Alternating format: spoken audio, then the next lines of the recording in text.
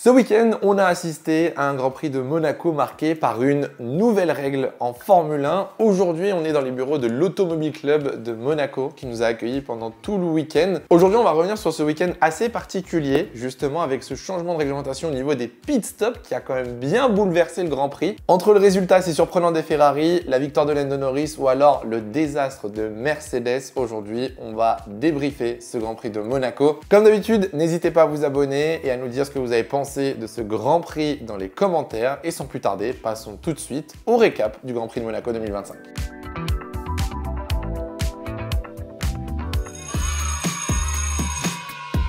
Pour commencer ce conseil de classe de Monaco 2025, on va commencer par un Français, Esteban Ocon. Félicitations, le week-end a été incroyable. Alors la Haas ne semblait pas très bien fonctionner en séance d'essai le vendredi, mais Esteban a su convertir la qualification et réussir une très belle course pour terminer en 7e position. Je suis encore assez perplexe au niveau des performances de Haas, mais pour le coup là, Esteban a été royal et n'a commis aucune erreur, donc félicitations. Ça va être important pour cette équipe et surtout pour Esteban qui est encore dans le top 10 au classement de saisir les opportunités quand il y en a, et pour l'instant, je trouve sur ce début de saison qu'Esteban s'en sort pas si mal. Deuxième élève du conseil de classe, un petit peu moins positif, 1 heure de colle pour Aston Martin. Le désastre continue. Alors, on ne peut rien reprocher à Fernando Alonso qui avait fait une qualification là aussi incroyable, mais malheureusement, Aston n'arrive pas à convertir en fait. Aston Martin n'est pas capable de marquer des points régulièrement. Malheureusement pour Fernando Alonso, abandon sur casse mécanique pendant le Grand Prix. La course de Stroll a été catastrophique et il s'est retrouvé à plus de 2 tours. Je vous parlerai même pas des erreurs de Stroll en séance d'essai, de l'accrochage avec Charles Leclerc, du blocage en séance de qualification, bref, encore un week-end très sombre pour Aston. On a vu pour la première fois Adrian Newey en vert dans le paddock. Pour le coup, ça c'était assez exceptionnel. Mais là, je pense que Adrian Newey a beaucoup de travail pour la fin de saison et surtout pour l'année prochaine. Et pour finir ce conseil de classe, j'ai décidé de twister un petit peu le concept et de mettre un pilote de Formule 2. Alex Dune, conseil de discipline. Alex Dune mérite une sanction pour ce qui s'est passé dimanche matin. C'est l'image forte du week-end. Je pense que vous l'avez tous vu, l'énorme accrochage au premier virage où Alex Dune est venu tout simplement satelliser Victor Martins dès le premier tour. Résultat, un tiers de la grille abandonne au premier virage du premier tour. 10 places de pénalité pour Alex Dune pour la prochaine course qui sera donc en Espagne. Ce qui me frustre un petit peu déjà de 1, c'est que Victor avait fait un bon départ et semblait bien parti pour gagner sa première course de la saison. Mais de 2, c'est que les accrochages d'Alex Dune, ça commence à faire beaucoup. J'ai l'impression que chaque week-end, il y a un contact, il y a un accident, il y a une erreur de pilotage. Alors il est très rapide, ça c'est sûr. J'aimerais bien que ça roule un petit peu plus proprement de son côté. Même si vous n'avez pas suivi la F2, je pense que dans tous les cas, vous avez vu passer cette image. Donc voilà, Alex Dune mérite un conseil de discipline. Sachez que tous ceux qui m'ont mentionné pour me dire que ça ressemblait à un de mes Open Lobby en live, je ne vous oublierai pas. Bon, on va commencer ce récap par parler du duel pour la victoire, un duel quand même assez inattendu. Il est bon de rappeler qu'après Imola, Charles Leclerc avait dit qu'il était très peu confiant pour Monaco et que la voiture ne correspondait pas au Grand Prix de Monaco. Résultat, Ferrari s'est retrouvé à jouer la pole position et la victoire sur les 2 jours à Monaco. Le week-end a commencé très fort avec un Charles Leclerc en grande forme, avec le meilleur temps sur les 3 premières séances d'essai. Lewis Hamilton était lui aussi fréquemment dans le top 3 durant les essais malgré un petit accident au casino lors de la dernière séance. Et pour ce qui est de la qualification, ça s'est joué à pas grand chose. Charles Leclerc avait vraiment le rythme pour espérer décrocher la pole à domicile et battre, pourquoi pas, les McLaren et Max Verstappen. Malheureusement, Lando Norris a sorti un tour, comme on dit, du feu de Dieu. Exceptionnel. Les McLaren ont retrouvé du rythme en séance de qualification. Oscar Piastri s'est positionné juste derrière Charles Leclerc et devant Max Verstappen. Et forcément, ça annonçait un gros duel pendant le Grand Prix. Et pourquoi pas un back-to-back pour Charles Leclerc à Monaco. Alors on le sait, c'est difficile de doubler à Monaco, on sait que c'est compliqué d'attaquer un autre pilote, on va parler de la règle des pneus juste après, mais il y avait de l'espoir pour Charles Leclerc et surtout au premier virage. Leclerc tente d'attaquer Lando Norris, gros blocage de roue pour le pilote McLaren. Je vous jure que j'ai cru qu'il allait pas passer le premier virage. Heureusement pour Lando, il réussit à s'en sortir et à garder la tête du Grand Prix et de là commence un duel assez fou. Pendant 78 tours, les 2 pilotes ne se sont pas lâchés, tout simplement, à base de secteur vert, secteur violet. Ça se suivait pendant toute la course. Ferrari a tenté une stratégie un petit peu différente de McLaren en mettant Charles Leclerc sur les médiums en fin de course en espérant qu'avec ces médiums, il puisse aller tenter une attaque et un dépassement. Malheureusement, la réaccélération de la McLaren, c'était quelque chose ce week-end. Même avec le DRS, Leclerc ne revenait pas dans la ligne droite de départ, donc impossible de dépasser. Pendant les 20 derniers tours, je vous avoue, j'y ai un petit peu cru. Ok, j'étais délulu, je sais, mais je me suis dit, voilà, il y a Verstappen devant qui bloque pendant 20 tours, qui ne s'était pas encore arrêté. Je me suis dit, pourquoi pas, pour Leclerc, profiter justement de ce scénario pour tenter une attaque. Malheureusement, elle n'a jamais eu lieu. Voilà, on n'a jamais vu Charles tenter quoi que ce soit sur Lando Norris qui a très bien géré sa gestion de course, qui a très bien défendu en fin de course. Du côté d'Oscar Piastri, la course a été un petit peu plus compliquée parce qu'il s'est battu et il a surtout défendu pendant longtemps sur Max Verstappen, et avec cette bataille entre Norris et Leclerc, il a quand même pu revenir à la fin, mais c'est vrai qu'Oscar était un poil en dessous ce week-end, en plus avec un accrochage, enfin un accident précisément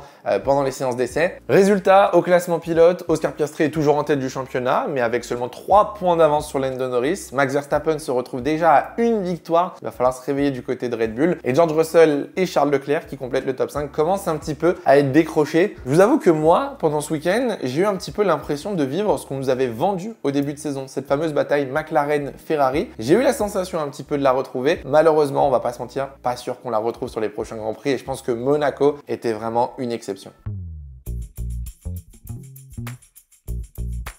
Comment ne pas parler du week-end de Isack Hadjar, le nouveau chouchou des Français, et c'est mérité. Isack a fait un week-end exceptionnel pour une première à Monaco et ça partait très mal là aussi avec 2 accidents en FP2 malheureusement le vendredi, 2 fois contre le rail. Isack a su garder la tête froide malgré les critiques et les commentaires et les déclarations par exemple de Helmut Marko aussi. Il a su justement se relever samedi en FP3 et en qualification. 6e place en Q3 avec une Visa Cash App Racing Bull. Avec la pénalité d'Hamilton, il récupère la 5e place sur la grille. Et puis derrière, la course a été magnifiquement bien gérée. Que ce soit pour Isack ou Racing Bull, pour le coup, ils ont très bien exécuté la stratégie. C'est d'ailleurs ceux qui ont fait la meilleure stratégie ce week-end. V-Carb a utilisé du coup, entre guillemets, Liam Lawson pour essayer de ralentir tous les pilotes qui étaient en dehors du top 10, ce qui a permis du coup à Isack Hadjar de pouvoir gérer sa stratégie et assurer une 6e position en terminant juste derrière Lewis Hamilton, tout en ne sacrifiant pas Liam Lawson. C'est ça qui est cool. Liam Lawson termine quand même 8e avec les 2 voitures dans les points. Ça fait quand même un bon pactole de points pour cette équipe. Alors ça peut paraître dur pour Liam Lawson d'avoir été utilisé entre guillemets. Certains nous diront peut-être que même c'est de la triche, c'est anti-sportif d'avoir fait ça et de bloquer les autres. Moi, je trouve que c'est le jeu. Je suis désolé, on est à Monaco, on le savait. Je suis même surpris que d'autres équipes n'y aient pas pensé. Ce résultat permet à Racing Bulls de recoller à As au constructeur. Alors toujours un petit peu décroché par rapport à Williams, 5e pour l'instant, et surtout il y a une grosse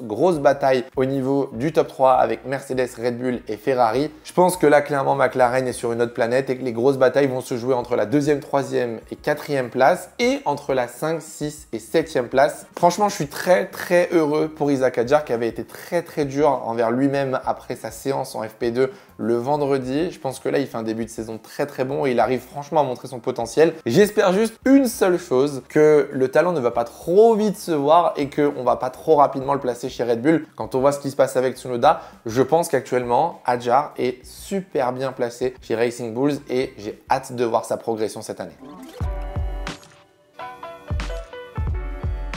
Alors c'était la grosse nouveauté de ce Grand Prix de Monaco 2025, ce fameux changement de réglementation au niveau des pit stops. 2 arrêts obligatoires contrairement à 1 comparé à d'habitude. Alors la règle a été ultra compliquée à comprendre, il y avait plein de scénarios possibles, plein de choses interdites, plein de choses autorisées. Si je dois vous résumer la règle grossièrement, en gros, vous deviez faire 2 arrêts au stand durant le Grand Prix et passer soit les médiums, soit les hards, qui étaient les 2 pneus à passer obligatoirement. Cette règle, elle avait pour but justement d'améliorer le spectacle, qu'on ait un petit peu plus d'action, peut-être des dépassements, de la stratégie, qu'on puisse avoir un petit peu d'action en piste et je pense que ça fait pas mal de débat. Déjà dans un premier temps, c'était ultra compliqué de prédire les stratégies. Il y avait une variété, une possibilité immense de stratégies. S'arrêter au premier tour, s'arrêter au dernier tour, effectuer 2 arrêts au stand sous VSC ou safety car, attendre un red flag, bloquer avec l'une des voitures pour aider le coéquipier. Bref, c'était très compliqué à un tel point que Pirelli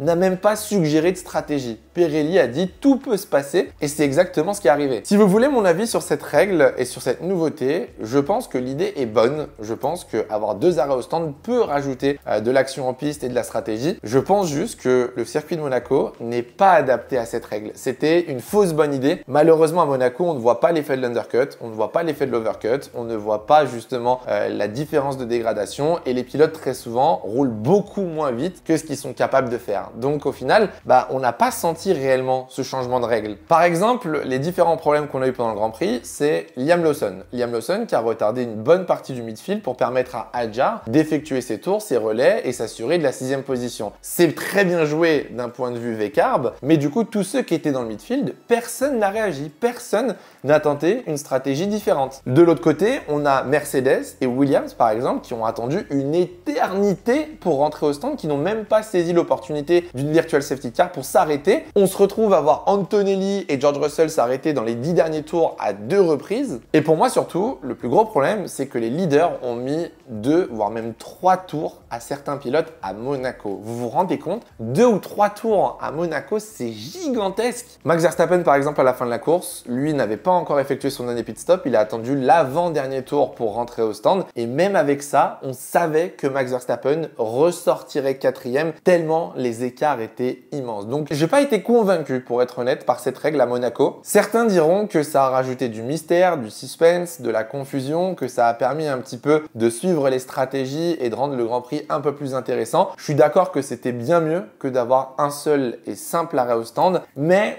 je suis pas sûr que l'intérêt stratégique soit réellement ce qu'on recherche. Aujourd'hui, ce qu'on voulait, c'était de l'action. On nous avait promis des dépassements et c'est pas réellement ce qu'on a eu. Personnellement, je vous le dis, j'aimerais bien voir cette règle sur d'autres circuits et pas urbains. J'aimerais bien voir si justement il peut y avoir un impact stratégique. Les pilotes ont été assez durs, assez critiques par rapport à ce changement en disant que c'était une règle Mario Kart, que la prochaine fois il fallait jeter des pots de banane ou encore jeter de l'eau sur la piste. Et pour avoir eu la chance de parler avec pas mal de personnes dans le paddock, c'est vrai qu'avant la course, c'était réellement la panique du côté des équipes de Formule 1. Personne ne savait à quoi s'attendre, personne n'avait de simulation précise sur ce qui allait se passer. J'ai reçu beaucoup de messages à ce sujet, j'ai reçu beaucoup de questions, donc voilà, vous avez eu mon avis, je vous laisse donner le vôtre en commentaire, mais j'ai bien l'impression que cette règle malheureusement n'a pas beaucoup plu en Formule 1. Pour finir ce récap, on va devoir parler du désastre de Mercedes. Le pire résultat de l'équipe allemande depuis le Grand Prix des États-Unis 2012. Alors autant le début de saison semblait quand même bien se passer, autant depuis quelques courses j'ai l'impression que ça se complique pas mal. Le week-end à Imola avait déjà été très mauvais, problèmes techniques, manque de rythme, frustration. Là Monaco a été encore pire. Dès les premières séances d'essai, déjà vous l'avez vu, je pense que les Mercedes n'étaient pas dans le rythme. Elles étaient littéralement derrière Williams en termes de rythme pur est quand même assez inquiétant. Et le samedi, et surtout la qualification, n'a pas arrangé les choses. On le sait, Monaco, c'est forcément la qualification qui prime. On sait qu'on ne peut pas doubler, donc il faut une bonne position sur la grille. Et ben Mercedes s'est dit, on va partir en 7e ligne, 14e et 15e, que du kiff. Malheureusement, Antonelli commet une erreur, vient percuter le rail à la sortie du tunnel et abandonne à la fin de la Q1. Pour George Russell, dès le début de la Q2, c'est un problème mécanique qui le force à abandonner. Et du coup, à partir de ce moment-là, tu sais que les Mercedes, c'est foutu. Et alors, autant on pouvait s'attendre à ce que la course soit compliquée et que ça remonte difficilement pour Mercedes, autant la stratégie a été ridicule. Je ne comprends pas ce que Mercedes a essayé de faire. Mercedes a attendu les 10 derniers tours pour faire rentrer les deux pilotes à 2 reprises. Russell et Antonelli se sont retrouvés bloqués dans le trafic à plus de 2 tours sans pouvoir dépasser, bloqués par les Williams. Et à aucun moment, chez Mercedes, on s'est dit qu'on pourrait tenter une alternative, qu'on pourrait tenter de décaler un undercut, quelque chose, tenter quelque chose plutôt que de rester 12 ou 13e. Bien évidemment, je suis aussi obligé de parler de ce que George Russell a essayé de faire avec la FIA. George Russell a essayé d'entourlouper littéralement la direction de course. Pour ceux qui n'ont pas vu l'action, George Russell s'est raté à la sortie du tunnel et a coupé la nouvelle chicane en ressortant du coup devant la Williams de Albon. De base, c'est un dépassement en dehors des limites de la piste avec un avantage gagné, donc c'est une pénalité en général de 5 secondes. Mercedes a demandé à George Russell de rendre la position et Albon l'a dit directement, il va tout simplement prendre 5 secondes d'avance et la pénalité n'aura aucun effet. Résultat, absolu cinéma, Mercedes et George Russell ont pris un drive-through pour avoir dépassé Albon en coupant le circuit, ce qui a totalement du coup ruiné un petit peu sa course. Antonelli a essayé de faire la même chose juste après au même virage, sauf que là, Mercedes a vraiment insisté pour que Anthony rende la position afin de ne pas prendre une deuxième pénalité. Résultat pour Mercedes, 0 points au compteur ce week-end. Beaucoup de frustration, pas mal de casse mécanique et de carbone et surtout, je pense, de l'inquiétude pour les prochains Grands Prix, que ce soit Barcelone ou même le Canada. Je pense que Mercedes va vite devoir rebondir, sachant qu'on va arriver sur des Grands Prix avec des températures chaudes, ce qui n'est pas le point fort de Mercedes. Et comme je vous l'ai dit, le classement constructeur est très serré. Donc, si j'étais fan de Mercedes, je commencerais à m'inquiéter. Après, je suis fan de Ferrari, je peux pas parler. Bon, la question du jour, vous le savez, petite question à laquelle vous pouvez répondre dans les commentaires et j'aime bien passer voir un petit peu vos avis là-dessus et c'est une question qui me turlupine que j'ai posée sur les réseaux sociaux. Est-ce que vous aimeriez voir cette règle avec 2 arrêts obligatoires sur d'autres Grands Prix en 2025? Est-ce que, voilà, je sais pas, je dis Spa par exemple, Qatar, Brésil, pourquoi pas? Est-ce que vous aimeriez retester cette règle dans différentes conditions pour voir s'il y a réellement quelque chose à en tirer? Je vous laisse argumenter dans les commentaires, je vous laisse me donner votre avis et je sais que je pense qu'on va avoir des grosses différences d'opinion. Bon, la partie humiliante pour moi, comme tous les débriefs, comme tous les récaps, vous le savez, le hydro prono. Alors pour une fois, j'ai eu le bon poleman, Lando Norris. Malheureusement, le podium a été un peu plus compliqué. Voilà, Russell, Verstappen, Piastri... rien, nada, niet. Félicitations à Blanche de Rivoire qui a réussi à avoir le bon prono. Il a eu le top 3 et le poleman. Donc ça, c'est très très fort, surtout sur un Grand Prix à Monaco. Et on va bien évidemment essayer de pronostiquer le Grand Prix d'Espagne. Alors, j'ai envie d'essayer un petit peu d'espérer. J'essaye un petit peu d'imaginer des trucs. Pour moi, je pense que Oscar Piastri prendra la pole position en Espagne. Je me dis que c'est un circuit qui devrait lui convenir. C'est un circuit où on a souvent vu les deuxièmes pilotes, où on a souvent vu des poleman différents. Par contre, n'oubliez pas qu'il y a la nouvelle technical directive pour les flexi-wing. Il va y avoir un gros changement de réglementation en Espagne et je me dis que Verstappen pourrait peut-être jouer son coup en Espagne. Donc, victoire de Verstappen devant Oscar Piastri et Lando Norris. Je sais pas pourquoi, mais je pense que Norris va être un poil en retrait. Est-ce que ça va être, on va dire, l'après-coup de Monaco ou pas? Peut-être que je me trompe et que ce sera pole, victoire, hat-trick, etc.